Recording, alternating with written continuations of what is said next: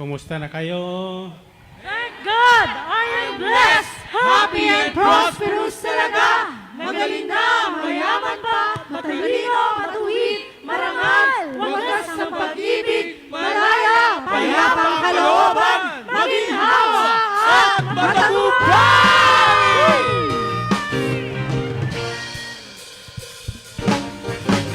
Thank God I am blessed. Happy and prosperous talaga. Thank God ako'y mayaman At matalino pa. Thank God ako'y marangal. at matuwid na. Thank God happy. Pag-ibig ko'y wagas na. kamusta ka na? Thank God I am blessed. Happy and prosperous Talaga. talaga. Thank God ako'y mayaman at matalino pa. Thank God ako'y marangal at matuwid na. Thank God happy. Pag-ibig ko'y wagas na. Makaman matanda! Makaman matanda na iba'y magpala. Pag narinig ka ng Diyos salita, sasabihin mo ibang kaysa na. Happy and prosperous talaga! Kamusta ka na? Thank God I am blessed. Happy and prosperous talaga. Talaga. Thank God ako'y mayaman at matalino pa. Thank God ako'y marangal at matuwid na. Thank God happy. Pag-ibig ko'y Pagkay El Shaddai! Pagkay El Shaddai sa kanya'y nagbigay. Ano?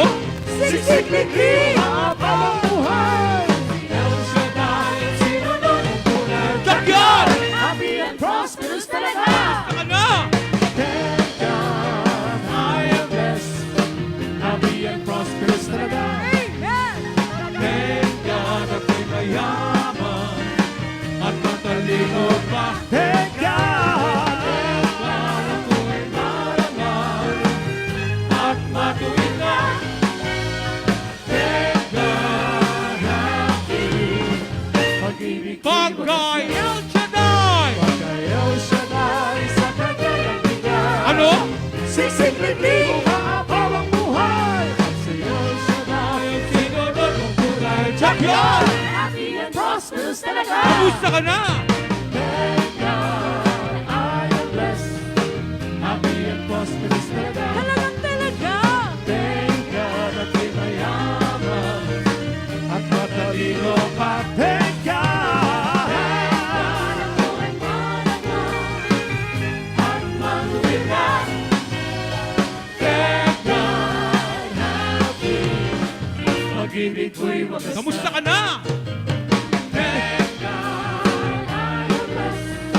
Happy and prosperous talaga. Thank God ako'y mayaman at matalino pa. Thank God ako'y marangal at matuwid na. Thank God happy. Pag-ibig ko'y wagas na. Happy and prosperous talaga. Happy and prosperous talaga. Thank God I am blessed. Happy and prosperous talaga. Magaling na, mayaman pa, matalino, matuwid, marangal, wagas sa pag-ibig, malaya, payapang kalooban, maginhawa at matagumpay! Purihin ang Panginoon. Taas ang kamay. Tatanungin ko kayo. Happy ba kayo ngayong araw? Amen! Sinong happy? Tumalo ng 7.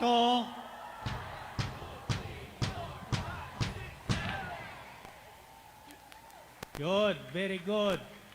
And God is happy about us also. Taas ang kamay nyo, ayon sa ating tinunghayan na mabuting balita, ang sabi ng Panginoon Kristo, anumang ipagbawal nyo sa lupa ay pagbabawal sa langit. Kaya ngayong araw, pinagbabawal na natin ang COVID-19 sa balat ng lupa.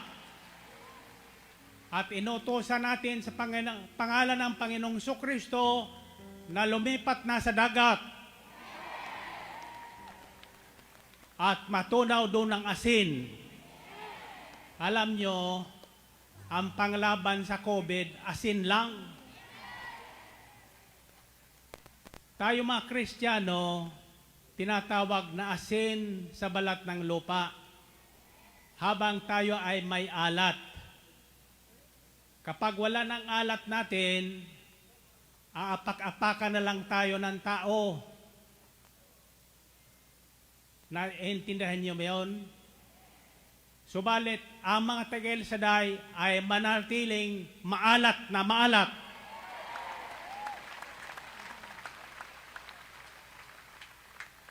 Sa ibang dako, sa loob ng mga simbahan, 10 lang tao ang inaalaw ngayon na magsamba sa Diyos. Sa El Shaddai, mahigit 10,000.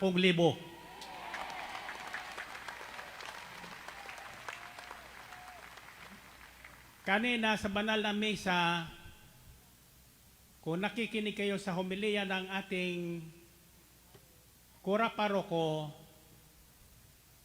nabanggit ang 2 propeta, si Elias at si Juan Bautista, na magtanong ang Panginoong Jesucristo tungkol kung sino daw siya. Ang usap-usapan ng mga tao, ang sagot ng mga alagad, sabi ng iba, ikaw daw si Elias na muling nabuhay.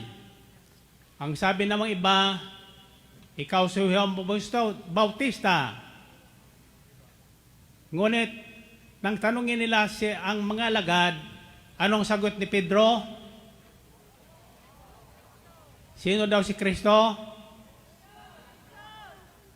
Ang Kristo at ang Mesyas na pinangako ng Diyos dumating na. Amen ba? Ang COVID-19 maraming itinuturo sa atin. Nananatili sa mga isip at puso ng tao ang takot. Bakit? Sapagkat nangibabaw sa buong daigdig ang masamang balita tungkol sa sakit na ito. At ang mabuting balita na galing sa bibig ng Diyos ay pilit sinasaklawan ng mga taong mundo. Subalit ang katotohanan, hindi mapipigil ninuman ang kapangyarihan ng salita ng Diyos.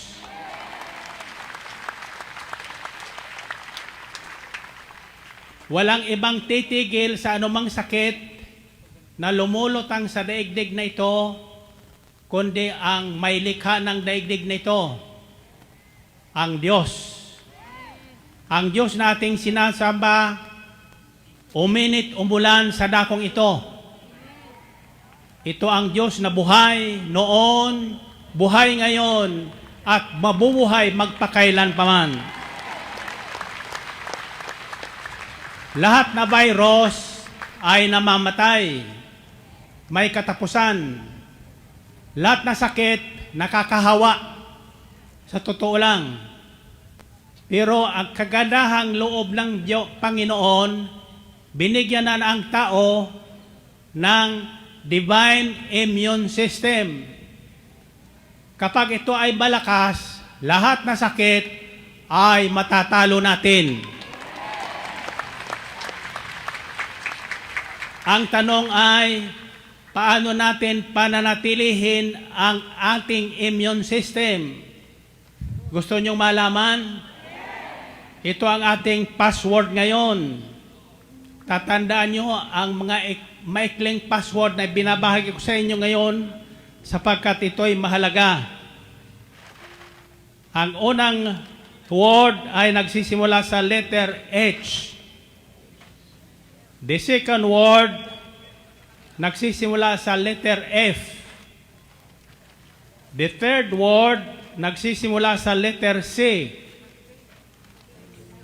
The fourth word nagsisimula sa letter O. Ano sa tingin nyo ang unang salita? Kapag ito ay sumaatin, lahat ng ating hihilingin ngayon ay ibibigay ng Panginoon. Pakinggan natin ang isang awit na ito.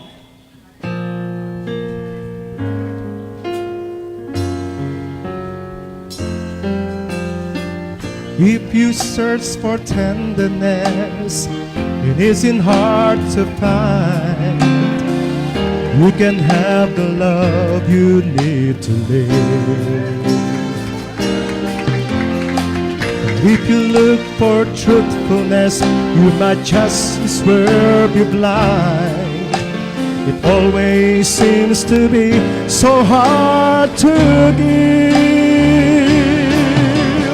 Honesty is such a lonely world. Everyone is so untrue. Honesty is hardly ever heard, and mostly what I need from you. I can always find someone to say they sympathize if I wear my heart out on my sleeve.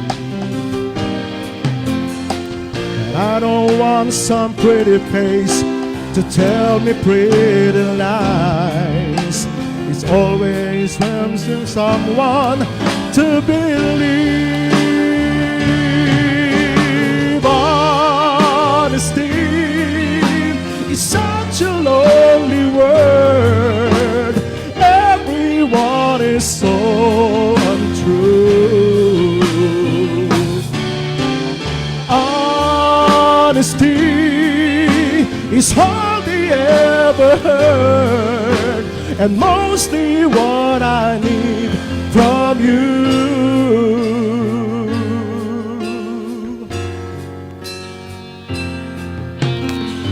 I can find a lover, I can find a friend, I can have security until the bitter end. Anyone can comfort me with promises again. I know, I know.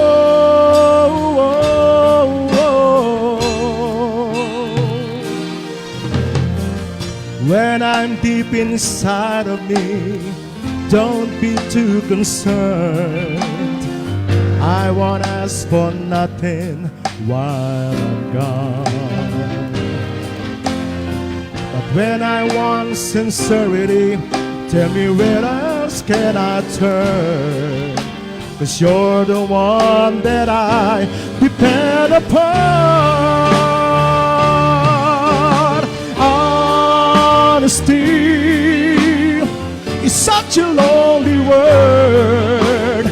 Everyone is so untrue. Honesty is hardly ever had, and mostly what I need from you.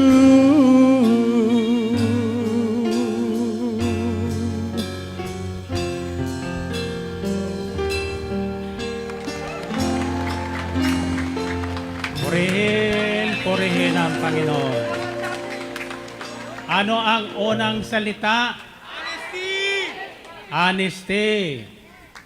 Sabi sa aklat ni James, the prayer of righteous man is powerful and effective. Ang panalangin ng isang taong matuwid ay mabisa at may kapangyarihan. napapalipat, napapatigil ang anumang bagyo na dumarating sa buhay.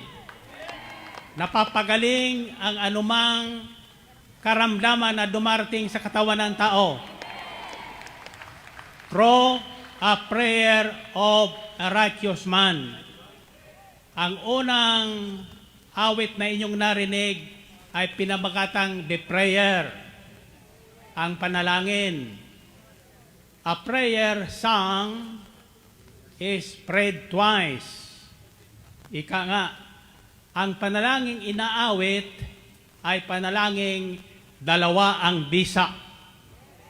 Dalawa ang kapangyarihan na ibinibigay, ibinabalik ng Diyos sa umaawit at nanalangin na mayroon pananampalataya at pananalig sa Diyos. Now, one of the qualities and character traits of a righteous man is honesty and humility.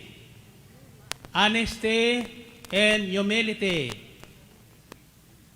Pagkamatuwid, pagsasabi ng totoo, at pagpapakumbaba sa harapan ng tao at sa harapan ng Diyos. I will deal mostly on honesty. Honesty, sabi sa awit, is such a lonely word. Everyone is so untrue. Honesty is hardly ever heard today. And mostly what I need from you. Iyan ang kailangan sa atin ng Panginoon. Maging honest tayo.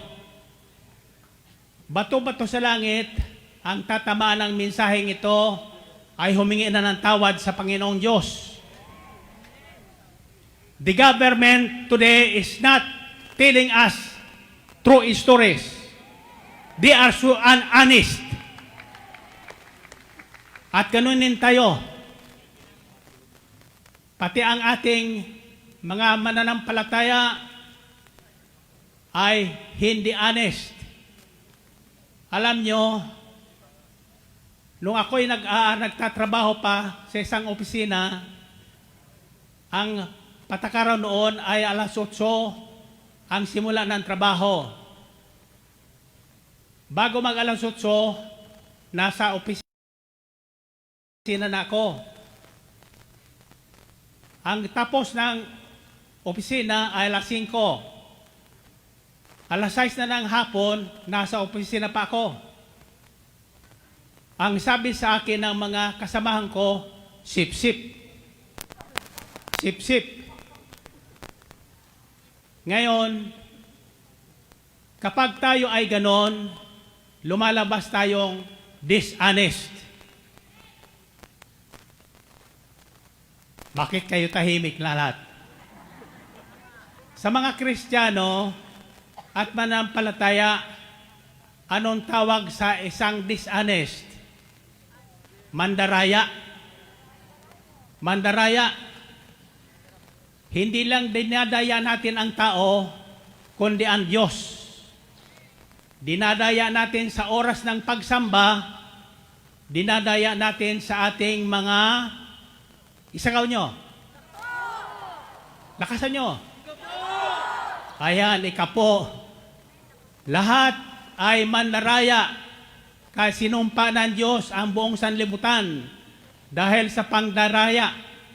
Dishonesty. Dishonesty in Tagalog is pandaraya. Pandaraya. Sino ang mandaraya? Sa totoo lang. Taas ang kamay. Yung nagsabi ng totoo ngayon ay magiging righteous.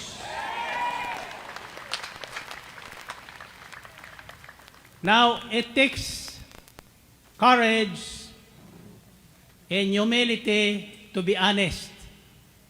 Kaya ang dalawang salitang ito, humility and honesty, magkasama, magkasabay, mag-prayer partner, magkapatid. Kapag nagkaroon ka ng ganitong katangian, you will become a righteous man, and your prayers will become powerful and effective.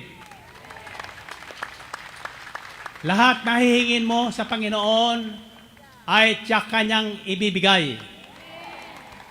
Taas ang iyong kamay. Bago ko talakayin ang pangalawang letra o salita, babalik ko muna kayo sa kwento ni Elias. Ang tanong ko ay ganito, si Elias ba ay natakot? Sinong sasabing si Elias ay natakot? Natakot si Elias ng bantaan ng Reyna Jezebel na ipapapatay siya dahil sa ginawa niya sa kanyang mga propeta ni Baal. Anong ginawa ni Elias? Tumakbo ng mabilis at natalo pa niya ang karwahe ng hari. Naunahan pa niya ang takbo ng kabayo. Bakit? Dahil sa takot. Saan pumunta si Elias nang matakot siya? Sa banta ng tao. Saan? Sa bundok ng Horeb. Sa bundok ni Yahweh. Kaya pag kayo natatakot, lumapit kayo sa Diyos. Siya ang ating lapitan.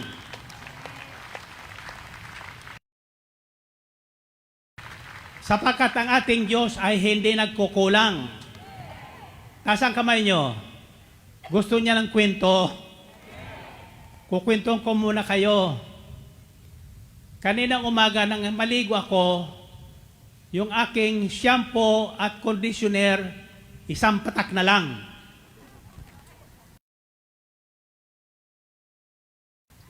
Ang shampoo ko ay nanggagaling pa sa Australia. Ngayon dahil sa lockdown. Pero tanungin nyo, si Brother Ray at saka Sister Belen, nang ako ay nagmimerienda bago lumawas dito, dumating ang padala ni Sister Joy from Australia na shampoo ko at conditioner. Nagkukulang ba ang Diyos? Kaya ang sabi niya, huwag kayo mag-alala, huwag kayo matakot. Kung matatakot man kayo, tumakbo kayo sa Diyos. Siya ang lapitan natin, siya ang takbuhan natin. Ang ayuda ng pamahalaan ay may katapusan. Ang ayuda ni Yahweh ay walang hanggan. Walang hangganan. Ako'y nananalig at nanampalataya na lahat na anak ni Elisaday na naging honest sa kanya, sa Panginoon ay hindi mawawalan. Kahit anong gawin ng lockdown ng pamahalaan. Honesty. Sabihin niya, isigaw niya honesty. Ano kaya ang totoo sa nangyayari ngayon? Maraming lumalabas na negosyo. Testing kit, face mask, may dagdag pa ngayon, face shield. Hindi ba hanap buhay yan? Pinaghahanap buhay at sinasakripisyo ang kalusugan ng tao. Sapagkat ang face shield na yan ay plastic po yan. Napatunayan na sa isang pag-aaral na pinagmumula ng kanser ang plastic. Kaya pinagbabawal na ang paggamit ng plastic sa mga supermarket. Hindi ba? Bakit binabalik nila ngayon? Iyan ba ang solusyon sa COVID? Hindi ang solusyon ng COVID. Ang plastic shield na yan. Ang solusyon sa COVID ay panalangin ng mga taong matuwid. So let us be honest to ourselves. panalangin natin ang ating pamahalaan, lalo na ang ating Pangulo, na marinig niya ang tinig ng Diyos. Sapagkat walang ibang honest kundi ang Diyos. Ang sabi ng Panginoon, kumalat man sa daigdig na ito ang salot, sa sandaling ang bayang ito na aking pinili ay magpakumbaba, maniklohod, manalangin, talikdan ang kanilang pagka-dishonest, ang kanilang kasamaan. Tama na ang kitang yan. Sinasabi na ng ibang dalubhasa na ang rapid testing ay hindi pinapayagan niya ng Department of Health. Pero bakit ini-insist ng mga mayors?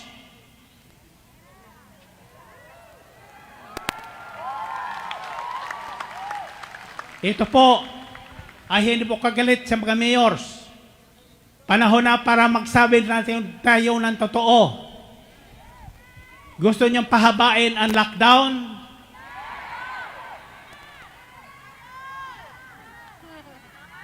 Isigaw nyo. Tama na ang pagkita. Ang isang aral na ibinibigay ng lockdown ay pagbabalik sa kalikasan. Ang totoo lang, sa totoo lang, statistics shows that 98% na nagpapositive sa COVID ay gumagaling. Yung mga namamatay ay patay na talaga. Mamatay na yun eh. Diba? Nalagdaga ba na ng takot, pangamba, panghihina ng katawan? Bakit? Ang lockdown nila, quarantine nila sa bahay. Subukan manatili sa bahay ng ilang buwan. Pag hindi ka nang hina, pag hindi nang hina ang immune system ng tao. In other words, kung wala pa silang gamot, bakit gumagaling ang maramihan? Ang tanong ko ay, bakit gumagaling ang karamihan?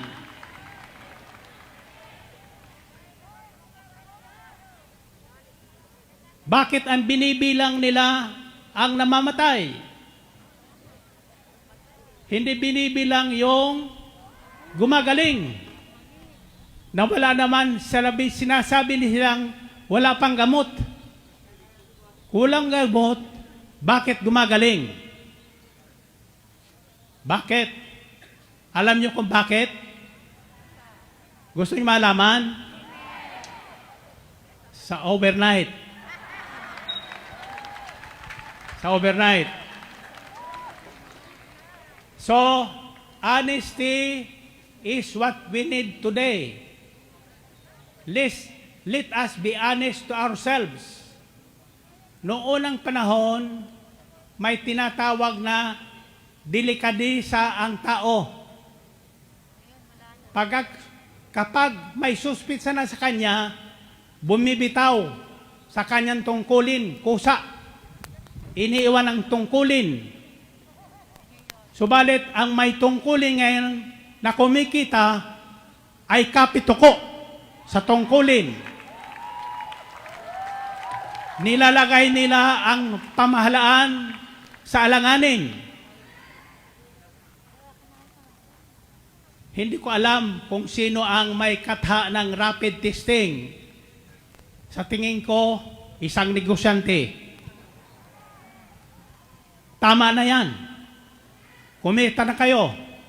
Sa araw na ito, pinalalaya namin sa pangalan ni Jesus ang COVID virus na ito. At inuutosan namin matunaw sa asin. Amen ba? Now, hindi ako galit ha. Sinasabi ko lang ang totoo. Honesty is such a lonely word. everyone is so untrue. Honesty is hardly ever heard today. And mostly, what I need from you. Ang sabi ng Panginoon, iyan ang kailangan ko sa inyo. Maging tapat kayo sa akin. Aking ililigtas ang tapat sa akin. At ingatan ko ang sinumang taong ako'y kikilanlin. Pag sila'y tumawag, laging handa ako na sila'y pakinggan. Aking sasamahan at kung may hilahil ay sasakluhan. Aking ililigtas at bawat isa'y pararangalan. Sila'y bibigyan ko't gagantimpalaan ng sigaw nyo. Mahabang buhay. Gusto nyong mahabang buhay? Then be honest to God and to your brothers and sisters. Be honest to your wife. Be honest to your husband. Be honest to your father and mother. Be honest sa mga may katungkulan. Ang panawagan ng mensaheng ito ay just be honest. May inaprobahan ang Kongreso ng adisyonal 200 billion pesos. Para sa ano? Para sa COVID-19. Tama na yan. Ang ating asikasuhin ngayon, ang sinabi ng Pangulo na hindi ko makalimutan ng kanyang suna ay ang pagtatanim. Balik tayo sa lupa. Ang lahat na pampalakas sa immune system natin ay nasa mga halaman. Hindi nasa pharmaceutical. Hindi nasa klinika. Nasa mga halaman. Balik tayo sa kalikasan. Yan ang ating pag-aaralan.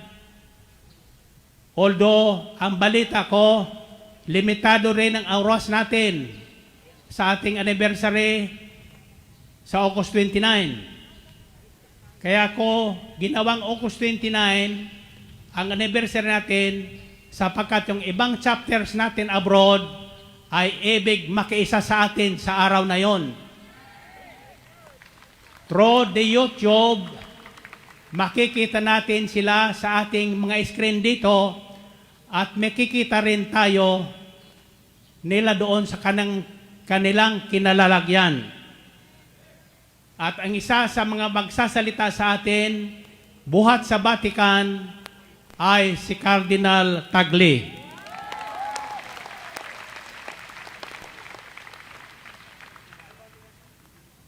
Ang sabi ko kay Brother hingin mo sa kanila hanggang hating gabi. Pag hindi sila pamayag, anong gagawin natin? Susunod siyempre. At papanalangin natin sila na maging honest. Honesty. Yan ang kailangan natin ngayon. Para tayo ituring na taong matuwid na kapag nanalangin tulad ni Elias ay dumarating ang kanyang panalangin. Alam nyo, si Elias, pinag-aralan ko ang karakter. Sabi sa James chapter 5 verses 17 to 18, Elijah was a man just like us. Si Elias ay taong tulad din natin. Tulad natin. Pangkaraniwang tao.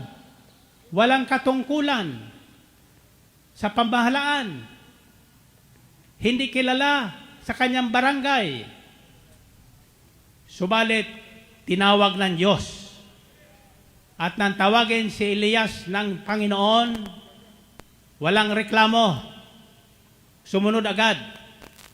Ang sagot niya, ano? Yes, Lord. Yes, Lord. Ang buhay ni Elias, it occupies 3 chapters in the book of Kings. 1 Kings chapter 17, 18, 19. Tungkol kay Elias yan. Isa sa paborito ng Panginoong Diyos na si Yahweh sa kanyang mga propeta. Kaya hindi natatanggihan ng Panginoon. Pag may problema si Elias, ang tinatakbuhan niya ay hindi bangko. Ang tinatakbuhan niya ay hindi mayor. Ang tinatakbuhan niya ay hindi congressman. Ang tinatakbuhan niya ay hindi senador. Hindi presidente. Hindi vice-presidente. Hindi hari. Ang tinatakbuhan niya ay si Yahweh, ang kanyang Diyos. So honesty and humility is what we need today para maging mabisya at makapangyarihan ang ating mga panalangin. I tell you the truth, ito ang malaking katotohanan. Tapos na ang COVID-19. Ang problema lang natin, patuloy na hinahabol nila. Hinahanap nila sa katitesting. Itigil nyo ang testing. Wala nang magpapositive. Wala na ang COVID. Amen ba? Purihin natin ang Panginoon. Purihin ang Diyos. Sa totoo lang, mayroon ng gamot sa COVID. Ayan ay nasa Mother Nature, sa mga halaman. Kaya kayong lahat nakikinig ngayon, kahit wala kayong lupa, sa paso, maghalaman kayo.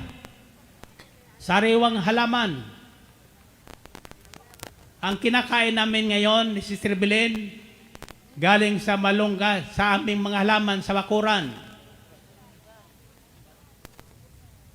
Galing sa aming mga manok, ang itlog. Sinabi ko sa inyo, nung bata pa ko, naririnig ko ang tulang, ang gatas at itlog, pagkain pampalusog.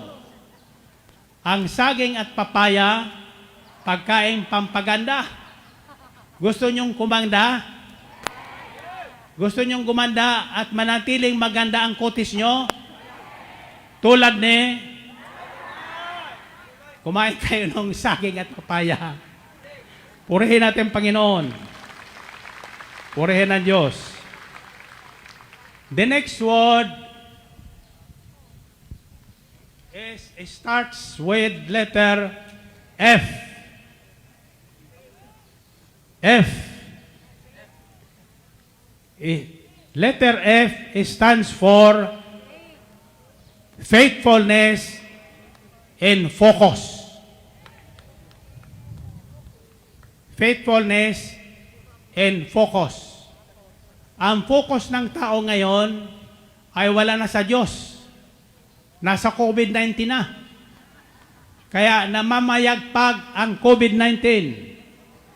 Ibalik natin ang ating focus sa Panginoong Hesukristo. Sabi sa kasulatan, let us fix our eyes on Jesus, the author and finisher of our faith. Bakit? God alone is faithful. Great is His faithfulness. Maestro, taas na yung kamay.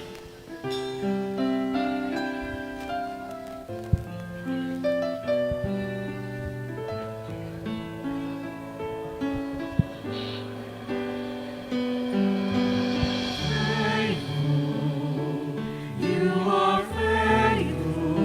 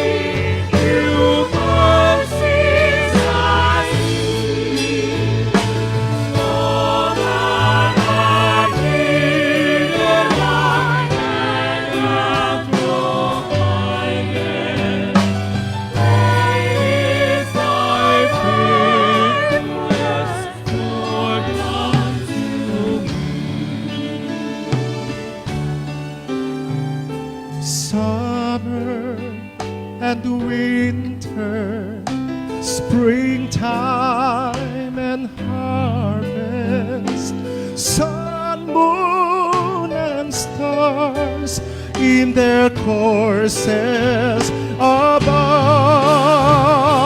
Join with all nature in manifold witness to thy great faithfulness, mercy, and love.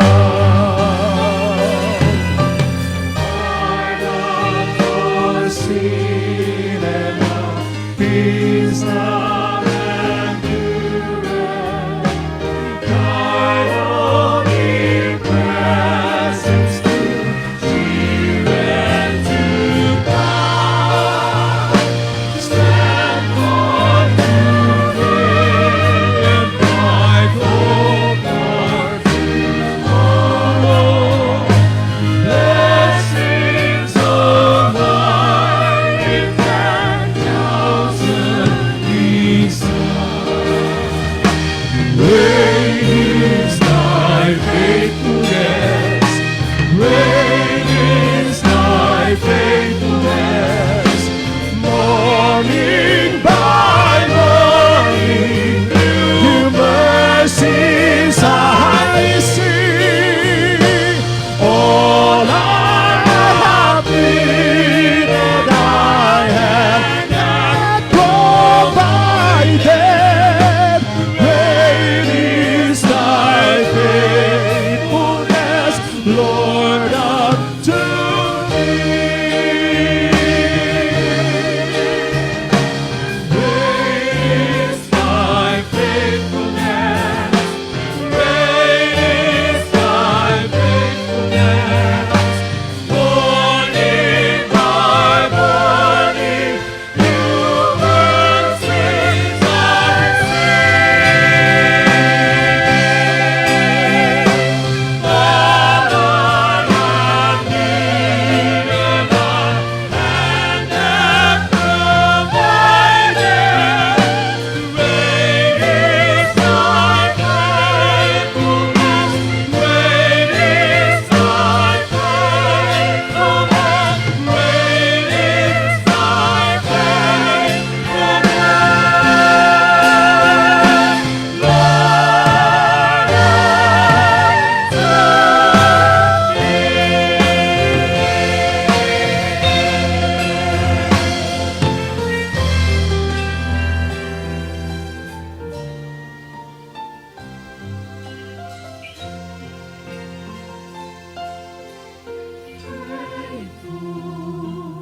You are faithful, King of kings, Lord of lords. You are faithful,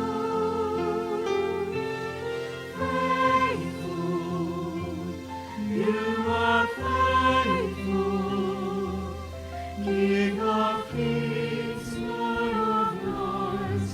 I worship you. King of kings, Lord of lords, I worship.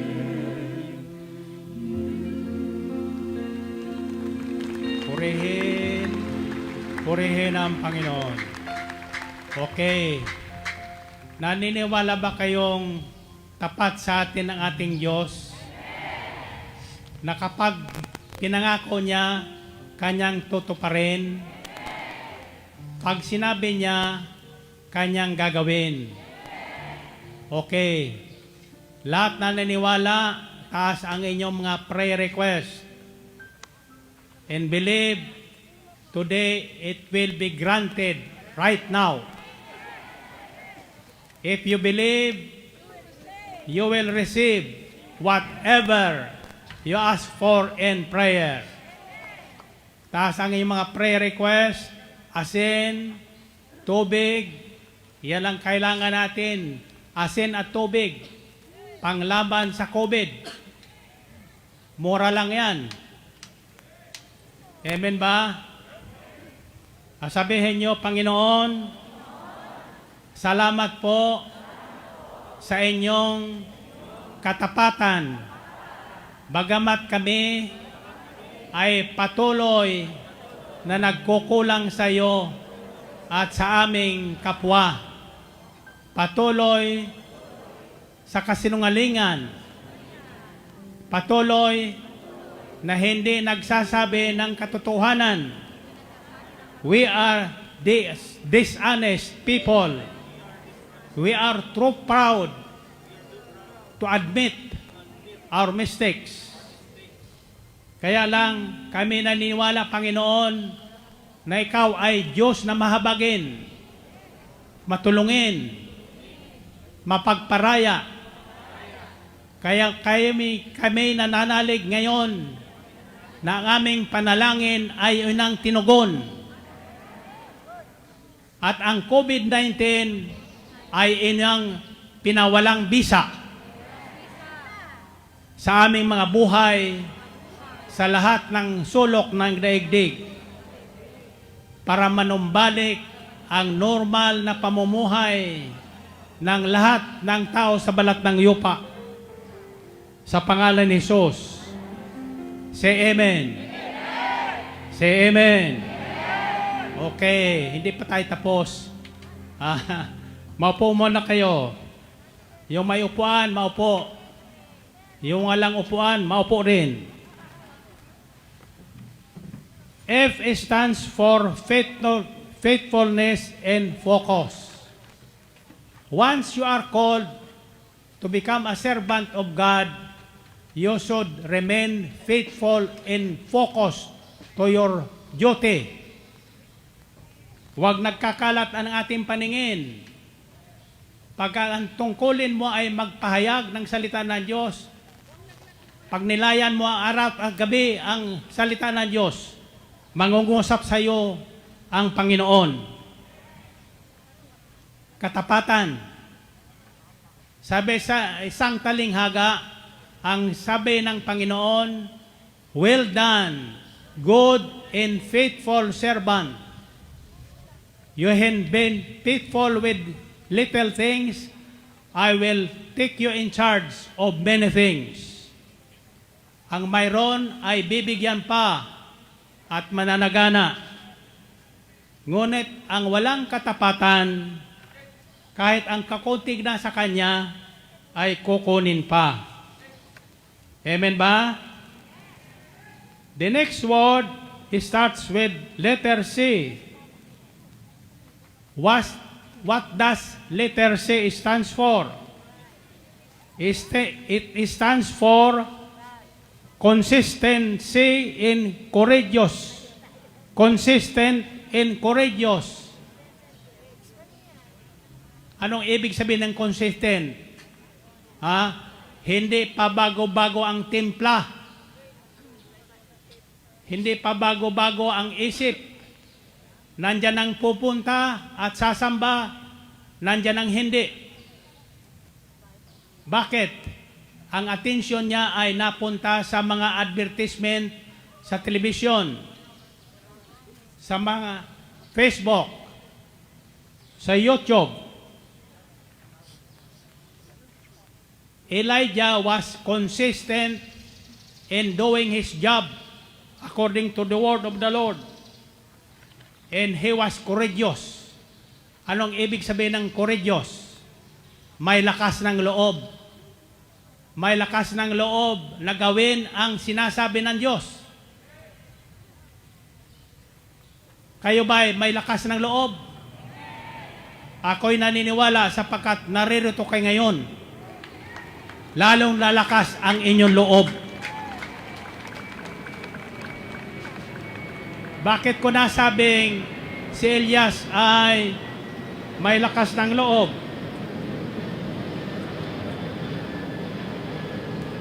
Sapagkat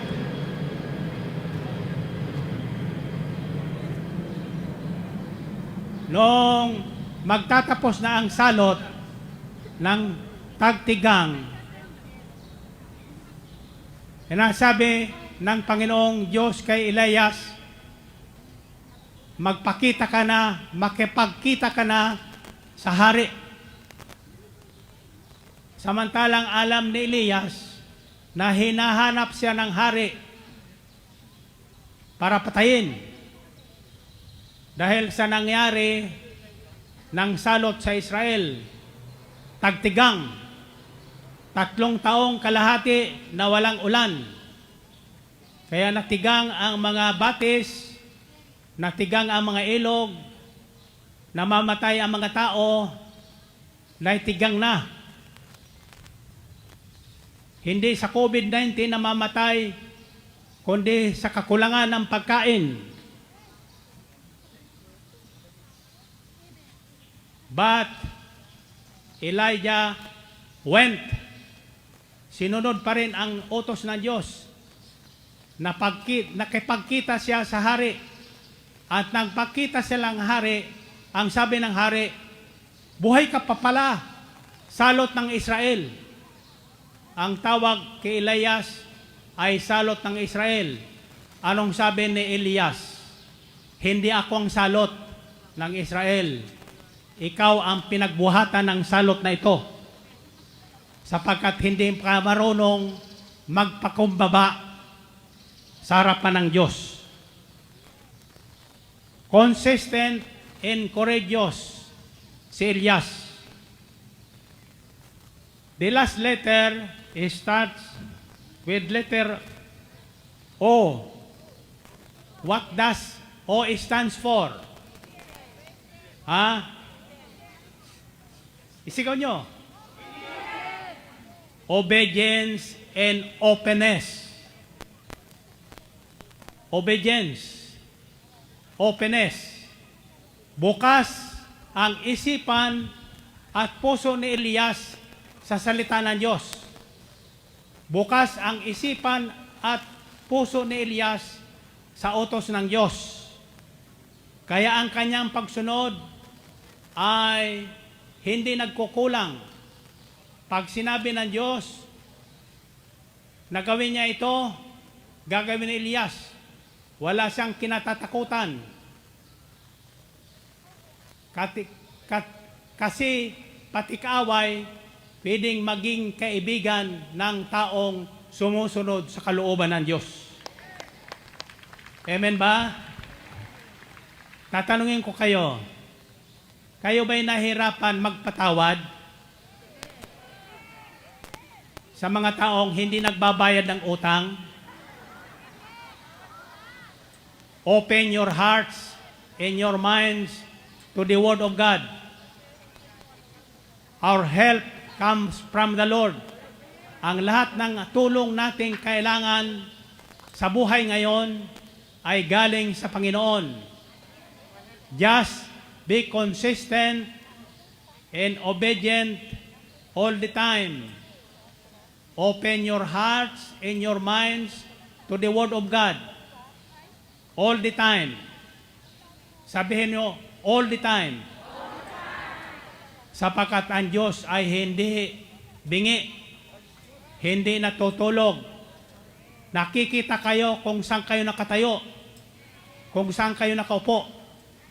Nakikita kayo sa inyong mga tahanan kung nakikinig o nanonood ng telebisyon o nanonood ng Facebook, nanonood ng masamang balita.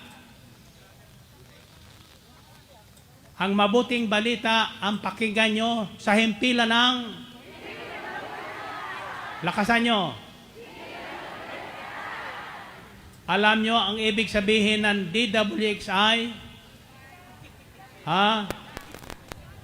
Divine Word Authority. Iyan ang kapangyarihan ng salita ng Diyos na ipinapahayag sa kapanahunan na nagpapagaling sa taong nakikinig. Lahat na taong nakikinig ngayon ay magaling na. Lahat na taong nakikinig ngayon ay mayroon na. Lahat ng kailangan nila, mayroon na. Pagdating nyo sa inyong bahay, mayroon na kayong kotse. Magkaka-traffic naman tayo niyan. Okay, tasan yung kamay. Sabihin niyo, Panginoon, salamat po sa mabuting balitang ito na nagbigay sa akin ng lakas ng loob na manatili sa inyo at manatili sa aking puso at isipan ang aral ninyo. Ngayong araw, inuulit ko sa pangalan ni Jesus, wala na ang COVID-19. Amen ba? Purihin natin Panginoon. Purihin ang Diyos. Okay. Taasan yung kamay. Ito'y ekstrang biyaya. Biyaya at pagpapala na tatanggapin nyo sapagkat hindi kayo natakot na makarfyo. Isikaw nyo, honesty.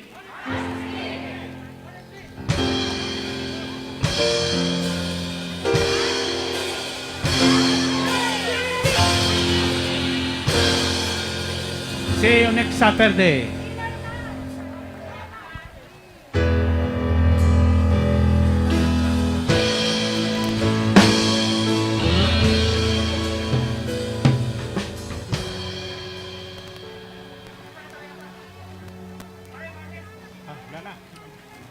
Wala na. Abutin tayo sa speaker.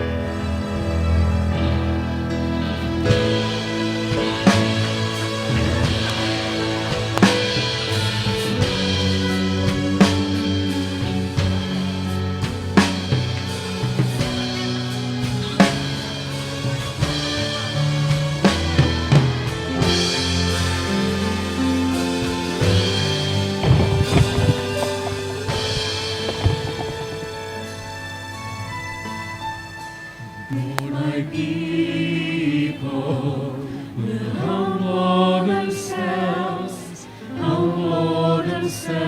and pray.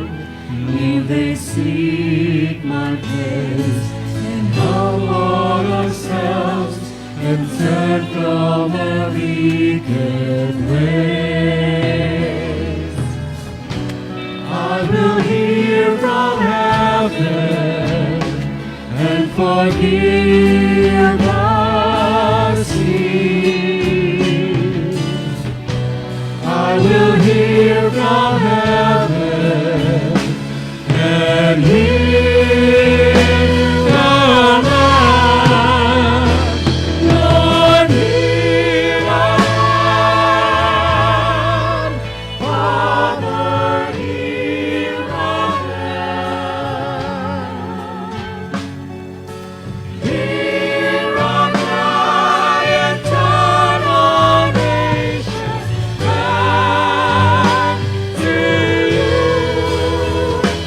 Lord, hear our land, hear us, O Lord, and hear our land. Forgive our sin and heal our broken land. Lord, we bow our knees and humble ourselves and pray.